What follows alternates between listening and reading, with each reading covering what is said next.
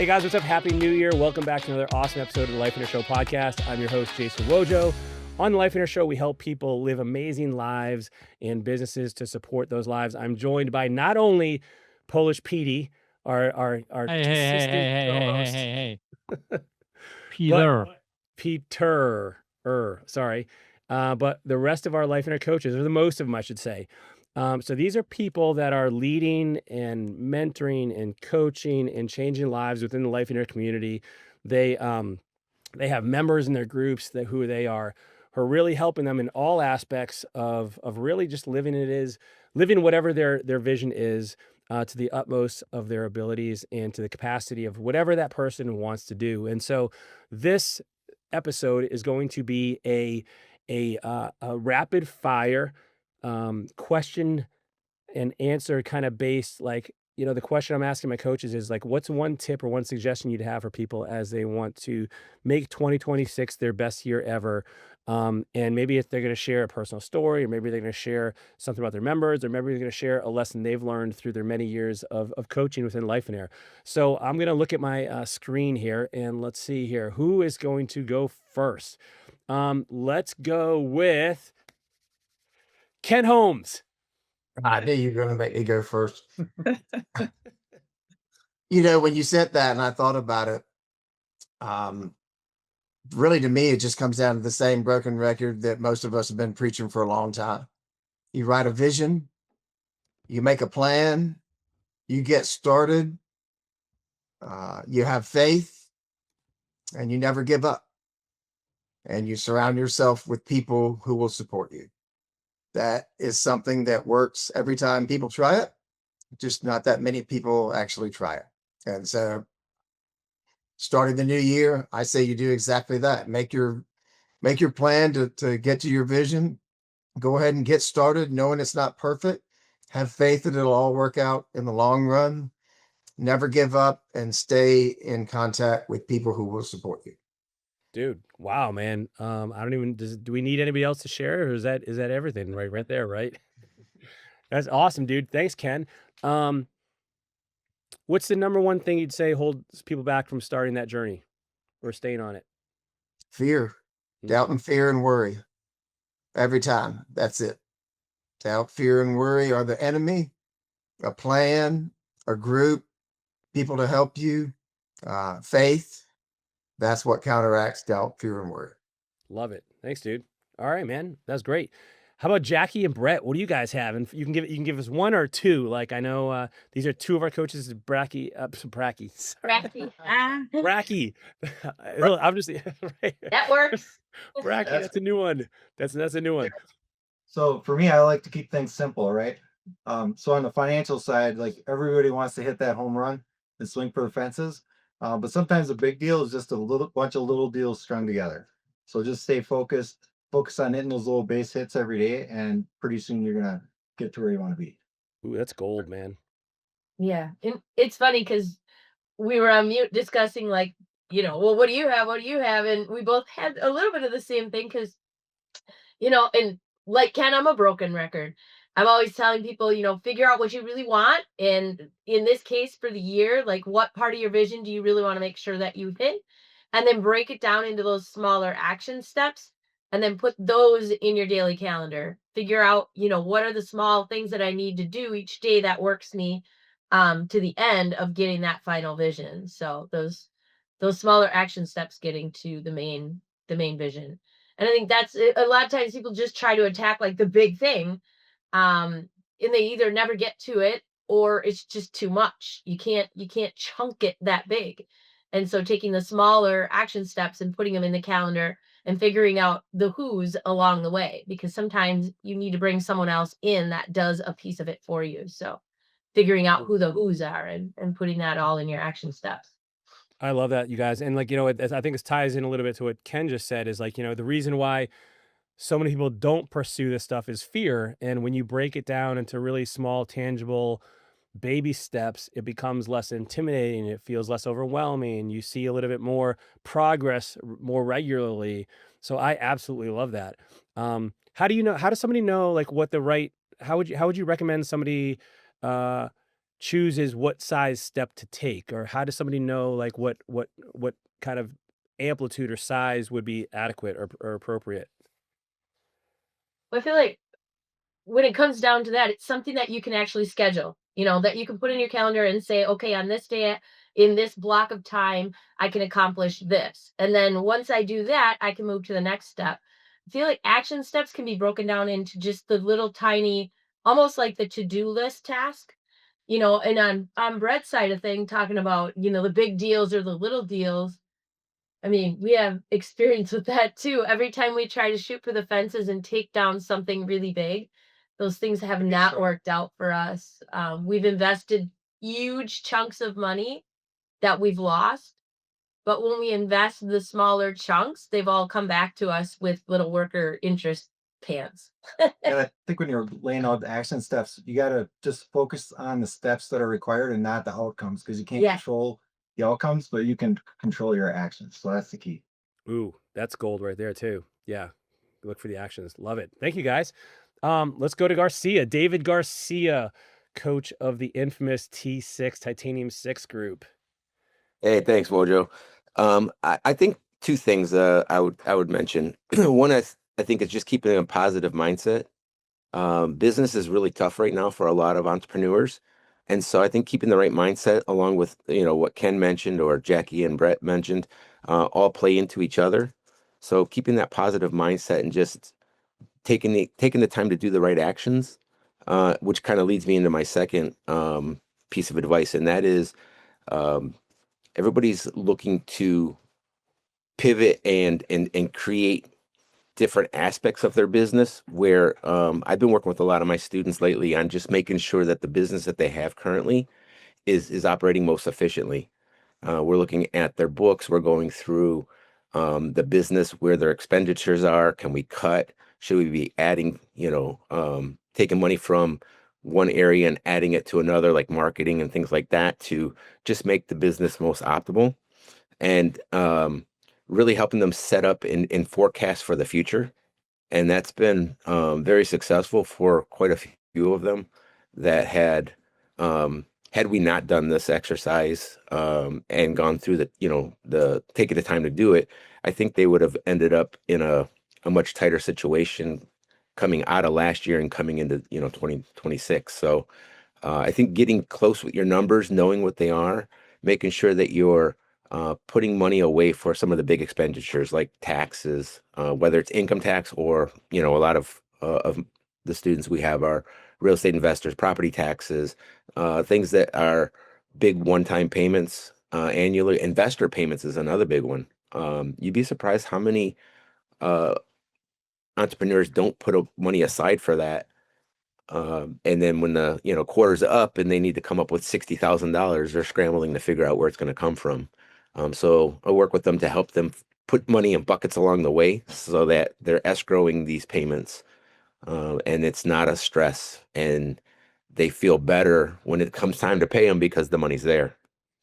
Dave, do you have any recommended cadence as far as how frequently someone should be looking at their numbers to give them a sense of that? Yeah, I mean monthly, of course, but I think at minimum deep diving quarterly, Okay. every 6 months, because the numbers change. You could have a change. Uh, Here's an example. I got a student that has a storage facility.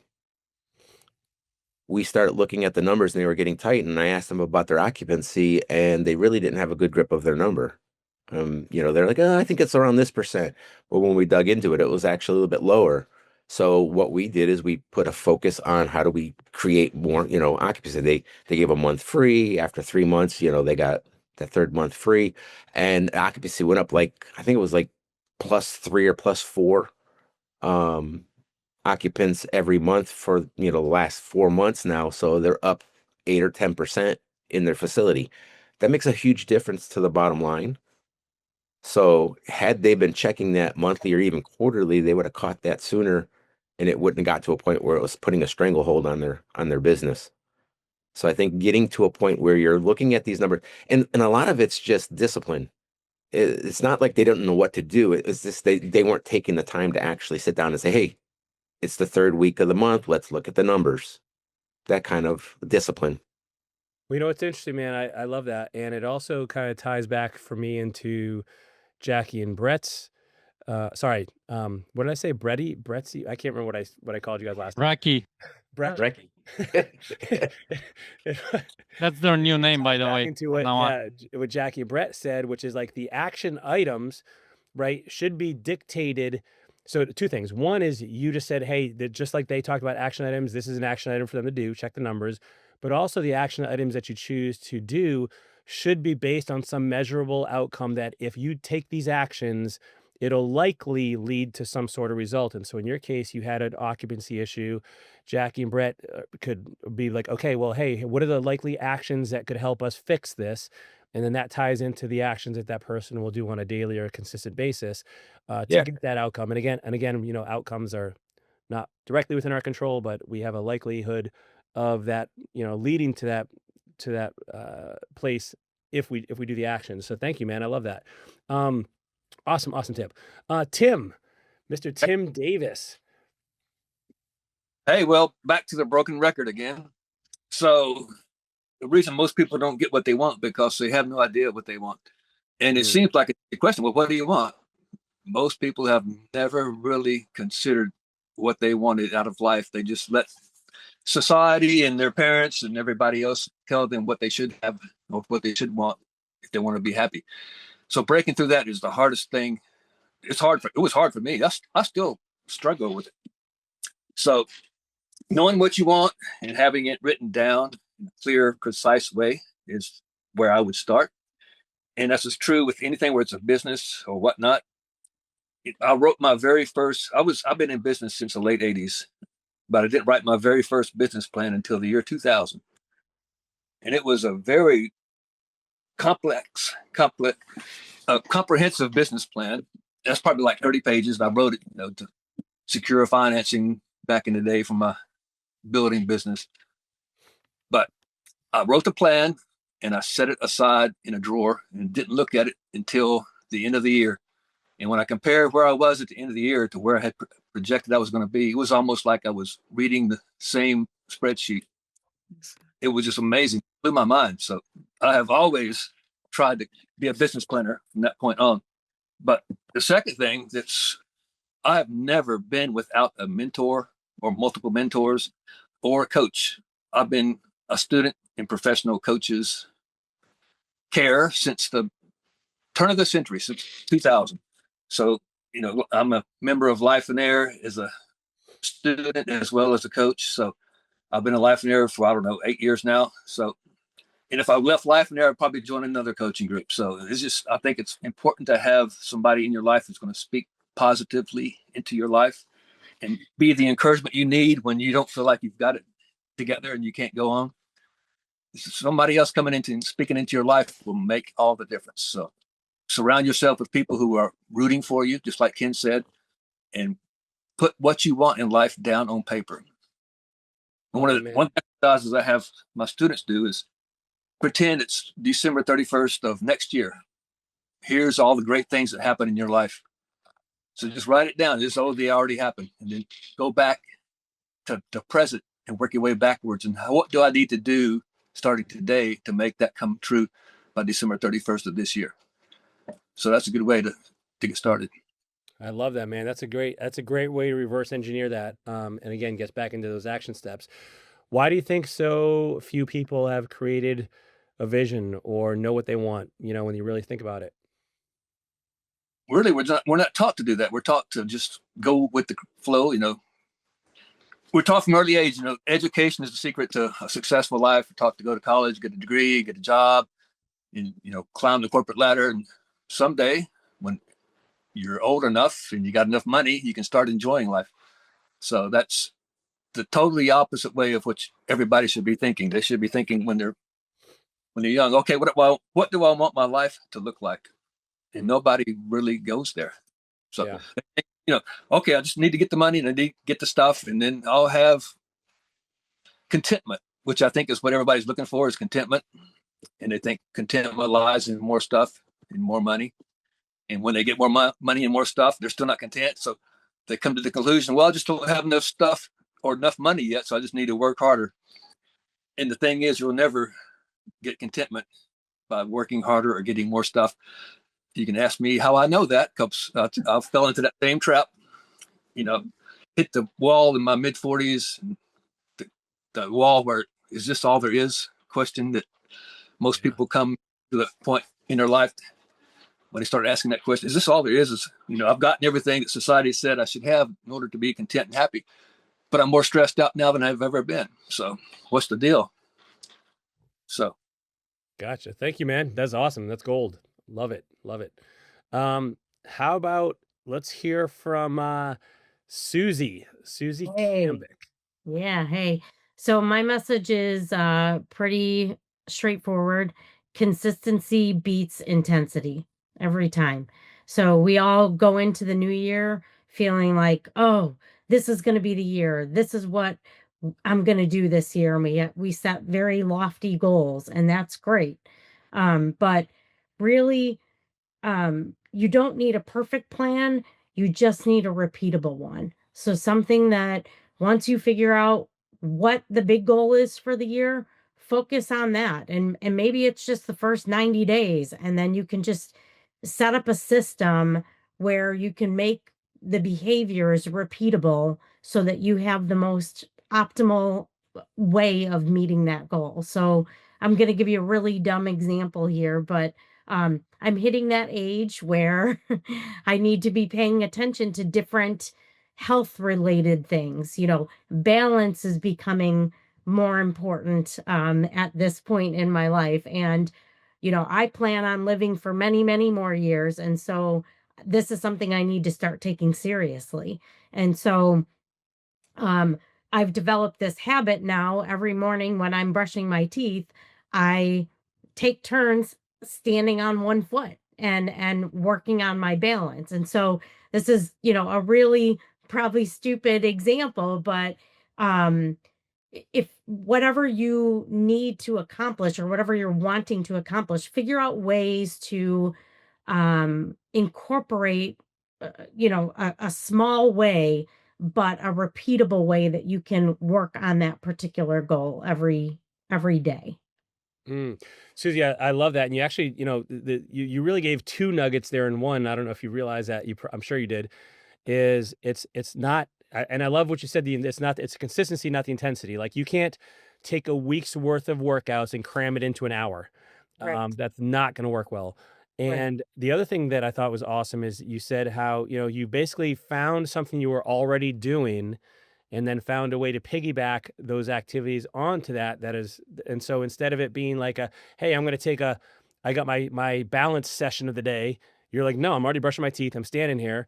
I'm going to do this in addition to that, so that now you can kind of double dip and work on that new thing consistently, Mhm. anchor it to the Yeah. habit that's already existing. And then you can do both at once. So that's Yeah. great. And so, yeah, say it's something, from a business perspective, say it's more, you started, our call off today, the offline call, talking about what you want to take care of, what you want the vision for Lifeonaire to look like this year. Right. And so, say it's something in other people's businesses, like they want to make sure that they have consistent sales touches every month, right? So then every day making sure that you're setting up a system where, maybe not every day, but a consistent schedule where you're able to take care of those smaller chunks of things on a regular basis. So I kind of think about it as if you're working in a factory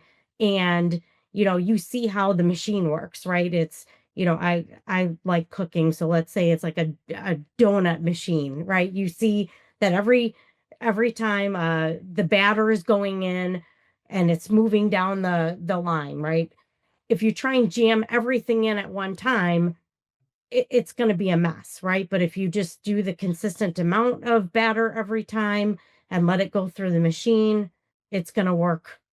Over time, what's going to come out on the other end is exactly what you were looking to achieve. Love it. Awesome. Thank you, Susie. Mhm. All right. How about we go with Polish Peter? You got anything, man? I mean, I'm probably not, but I figured you might have something you might have like gotten from one of the other coaches.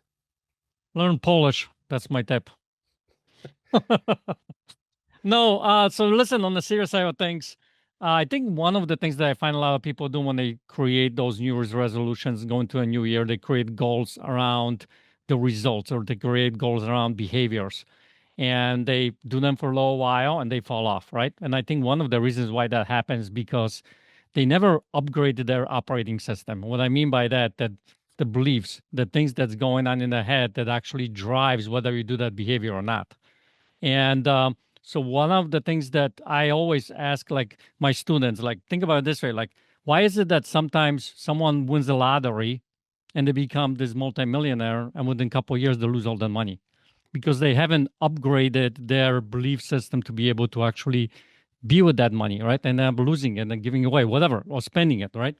So the point I'm asking is, like, every single time we talked about divisions, and we had some really good things that other coaches had said, like fear or whatever, you ask yourself the questions: who do I need to become in order to live that life?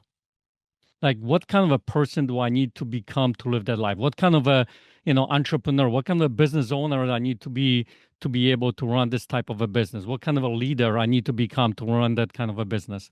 Or even like when you're in marriage, right? What kind of a husband or wife do I need to become to have this marriage? Or, the father or the mother. And we start looking from that perspective, we start shifting our thinking so we can actually have these behaviors happening. Like, for instance, like Susie just talked about standing on one leg. And by the way, I'm standing right now on one leg, Susie. So where to go? But when you start looking from that perspective, she had to shift how she views herself in order to do that and put that thing in practice. So I think that's a big thing that people miss about not looking from who do I need to become. And I think that's a big missing element to a lot of people's success. Awesome. Thanks, dude. You should write a book on that, Peter. You seem very passionate about it. You know what? Yeah. I mean, I should probably do that. Yeah. Yeah. I have a name for you too, man, but I can't pronounce it, so don't worry about For it. me? Yeah, for the book. Hold on. You actually can't say some kind of a complicated word. Is that what you're saying right now? You're Oh, is it a PG-rated movie kind of a thing? No, it's like, it's just when I'm curious to see what's gonna happen when you do the audiobook. Oh, I'm doing this right now. I don't understand what I'm saying in that audiobook, so right. it'll be fun. All right, let's continue. Steve Halverson. What do you got, man? So the best time to plant a tree was 20 years ago. Next best time is today. It really comes down to having integrity with yourself. And, everyone talks about New Year's resolutions. I'm not a fan of New Year's resolutions. Everyone waits till the first of the year to start things. I'm the kind of guy that will say it now, start it now. You can talk about the new year, new you. I need to lose some weight. Well, why wait? Why not just, start doing it today? I'm not going to wait until January 1st. I'm not going to wait until next week, Monday. I'm going to start it today. Same thing of if I need to implement something in my business. Why am I going to wait until next week, next month?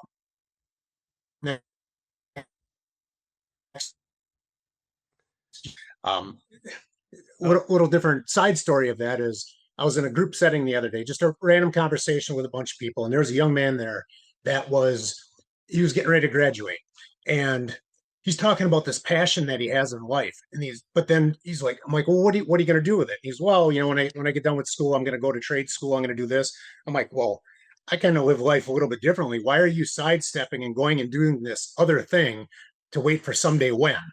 And his mom was even there, and she's just like, yeah, why are you waiting? Why do you want to do this? And it's like, well, dad said I should go and do this. It's like, so you're going to live your life based off of what your dad thinks you should do.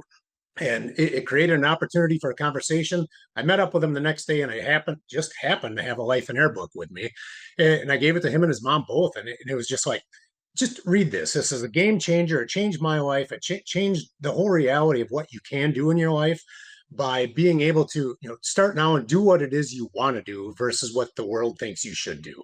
And I know I kind of went all over the place because that's the way that I work, but have integrity with yourself. If you say it, do it. Dude, yeah, so big. How does somebody do, like, do you have any practical tips for that? Because, like, hey, I'm gonna wake up at 5 in the morning, go to the gym. That alarm clock goes off. You roll. You're like, nope, not today. It's cold out. I'm rolling over. Like, how does somebody have integrity with themselves? Like, do you have any tips? Is it just bullying yourself? Is it pushing through anyway? Are there any tips or suggestions or hacks that you can think of to like make this easier for someone? I guess the first thing is just taking the steps. For me, it's if I say I'm going to do it, I'm going to do it. That doesn't work for everybody, and I understand that. So I have not a hard time answering for someone. Yeah, I guess I do have a hard time answering for someone else. But I guess the hardest part, let's just say the working out. I'm going to hit the gym. Well, just get up and go to the gym, and stand at the door. If you turn around and leave, you turn around and leave. But at least you made that first initial step to get there. Maybe tomorrow you'll actually get inside, and well, maybe you're going to have a coffee when you're sitting at the gym. Well, at least you're inside. The next day, all right, now I'm going to hit the weight machine. So whatever it is, just take the action step and get moving. Got it, man. All right, man. Love it. All right, let's hear from Shannon and Scott. Shannon and Scott Richardson. Okay, so something that we do each year and have done continually is that we reset for the year. So we do a reflection. We reflect back and do an audit of our calendar from the previous year to see what we liked, the use of our time, if it was well spent, things that we wasted time on, things that we said we wanted to do but didn't make it, and why. And we just take a current state of our life and our business, and we make sure that as we go forward and set those goals, that they're action and goal steps that align with our vision. And I don't know, that's really what's helped us. And then the other thing that we do is we don't just write it and forget about it for the year. We revisit it. And it's a every 90 days. It's every 12 weeks where we're resetting it. We're trying to figure out always who's the who's. If something's not getting done, that's fine. Who else can do it? So Jackie had kind of talked about that too, but we hit our goals because we're always on track to kind of I don't know, target. I guess we just Right. We write them down. Mhm. Honestly. And some of those things that we put down are hard. And I think that's one of the things is you have to just choose your hard. Is do you want to just be complacent, or do you want to get to the point where you have the success? So each one is going to be hard, because if you don't meet your goals, it's going to be harder. But if you work hard to accomplish your goals, you're going to have that success. So you choose your hard and what you want to do in your business and your life and your relationships. How do you so what made you guys choose that frequency of revising those and monitoring and checking them? Was there some result behind that, or something that worked for you or didn't work in the past? Yeah, it actually works really well. We write it down, and it's the momentum. Like for us, we do weekly check-ins. We're constantly, that works for us. We're looking at something that aligns or doesn't. Do you have any? Yeah, well, I think when you do it in that frequency, you don't get as far behind. If you just set yearly goals, then you get to November and you're like, oh man, I got to work really hard for the next 30 days to accomplish these goals. But if you break this down into 90-day segments, then you're going to have a much more chance of success, because you're constantly looking at these and then you're seeing, okay, what can I do better in the next 90 days? And to achieve these goals. So you're not just waiting until the end of the race to finally sprint. You want to just have this marathon throughout the year to accomplish everything. Yeah, because by October, we still feel like we got a whole new shot at it. Yeah, yeah. Well, two things. And one is I think, substantial goals take time. Like, you're not going to knock it off in a week. Like, I think we all tend to underestimate how long things take. And, if you ever done a flip, of course, it's always over budget. It's always over time. Like, and so we tend to like maybe underestimate those things. And so you're giving yourself an adequate window to get things done, but also like it's almost like its own, like Scott, you mentioned this, or Shannon, or like, it's almost like its own little reset, where it's like, people look at the beginning of the year, January, as a reset. And so imagine having, 4 New Year's a year, which is another opportunity for you to, okay, like, here's another chance for us to kind of move forward and reset the clock. So I love that. and it builds upon each other. So it's cumulative, and that momentum, kind of continues throughout the year and through the years as well. So love it. Thank you guys. That's really valuable. How about Dobbin, Mr. Dobbin Buck? And you are muted, my friend. That's the way they like me.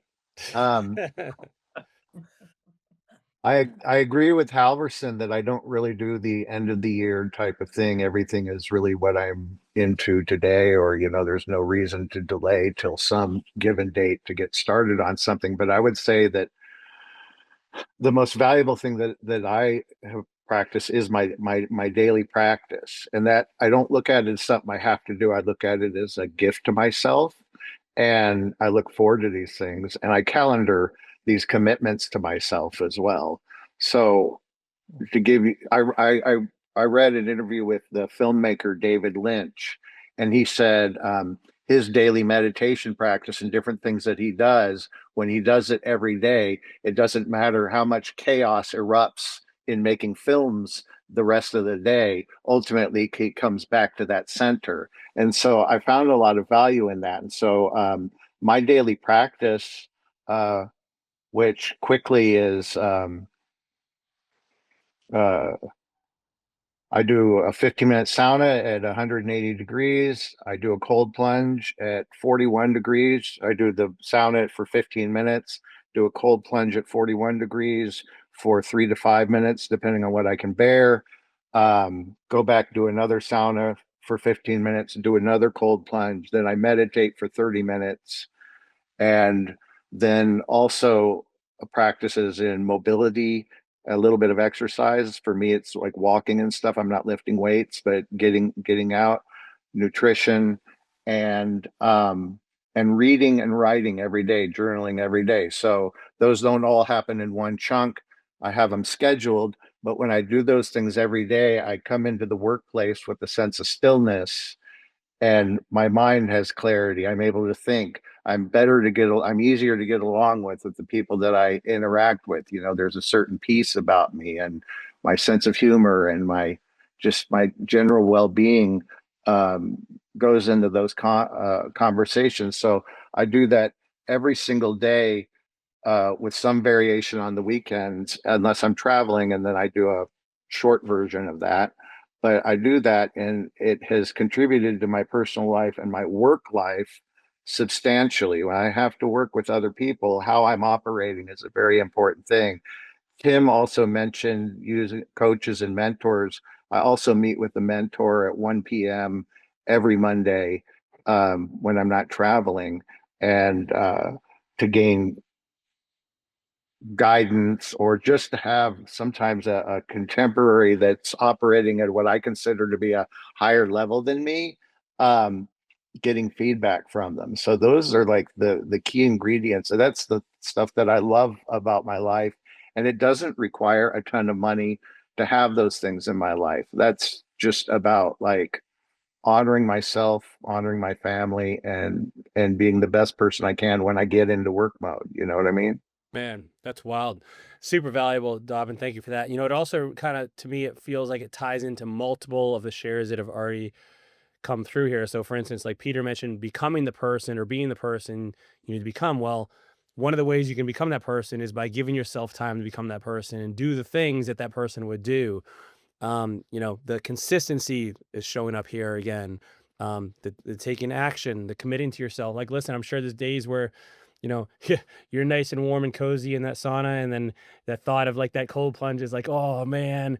But like Halverson, like you do it. You say you're gonna do it, you do it, right? And so there's so many there's patterns here that you all are sharing that are so valuable. I'm so appreciative of this, and I hope you guys that are listening right now or tuning in are getting this. And we have one more for you, and that is Miss Kathleen Neubauer. Hi, everybody.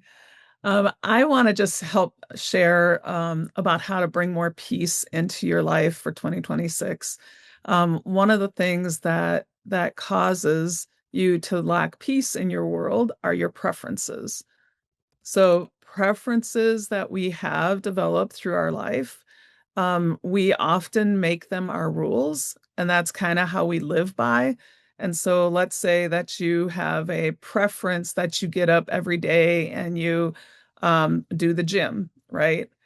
And if you don't get to do the gym that day, you're very disappointed, right? Your expectation didn't get met. Well, when we combine our preferences with someone else's preferences, we don't always have patience for somebody that is not meeting our preferences. We're looking for the world to meet our preferences. So think about a husband and wife working together, and the wife is a go-getter and always driven and pushing and pushing and pushing, and their spouse is someone who has to process and think, right? The wife's preference would be that the husband becomes like her, right? And is mad. She gets mad or disappointed when that doesn't happen because it's not his preference. And so these differences can cause great conflict. So think of another thing like how you want to keep the house clean. Some people have a preference that their house needs to look like a model home, not lived in. And they might marry somebody or bring somebody into their fold where they're more to a lived-in house where there's some toys or a jacket laying out. What happens is the person that has these tight preferences can be offended because there's a jacket laying out, as if it was personal. And oftentimes it is just that the preferences are different. So if you can start to look at the different preferences that you have in your home or even in your business, because preferences with business partners or employees works the same way. Your preference creates an expectation or a rule that you think should happen. Do it my way, it works, right?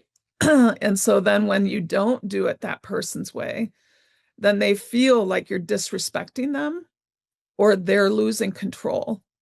And the same is happening to the other person, whether that's the employee, they'll feel disrespected as well because of the way they were spoken to, or they'll think, I'm doing the best I can. And so if you start to identify what small little preferences are causing a disruption in how you feel that day, you can ask yourself, have I made that a rule and expect people to live by that rule? Or is it just an opinion? Is it just a preference that I developed throughout my life that is not worth the battle of fighting with somebody? So if you get upset if a cup is sitting on the counter, not in the dishwasher, why not just put it in the dishwasher? Because that's your preference. The other person may want to put it in there later, right? They don't even think about it. But when we take everything that goes against our preferences as a personal attack, we live very unfulfilled. We live with this pain that the world is kind of against us, and I constantly have to fight for what I want, or you don't love me enough, or you're not a good enough partner in business, or whatever it is, or your children don't obey you, right? All these different rules that we created are based off the preferences that we developed to feel safe, to feel in control, to feel loved. And when they're not being met now as adults, we're not expressing what those preferences are. And to be able to express it, we also have to be able to understand the partner's preference or the child's preference so that we can see that I may have this preference to feel safe or loved, and they may have a different preference to feel safe or loved. Neither are wrong. They're just preferences. But if we're not talking about it and having conversations about it, there's no collaboration or compromise in some cases. So we try to develop what is going on within us when we feel that sense of disappointment. Ask yourself, what is happening inside? Why did that feel so disappointed to me? What was I expecting? Because if we're doing that with other people, then we're certainly doing it with ourselves. And we're feeling let down by ourselves when something doesn't go exactly as we expected. And so we can really relieve some of that if we just say that was a preference, but it wasn't reality. It wasn't something that I could count on. Not everything is permanent and just go by the book.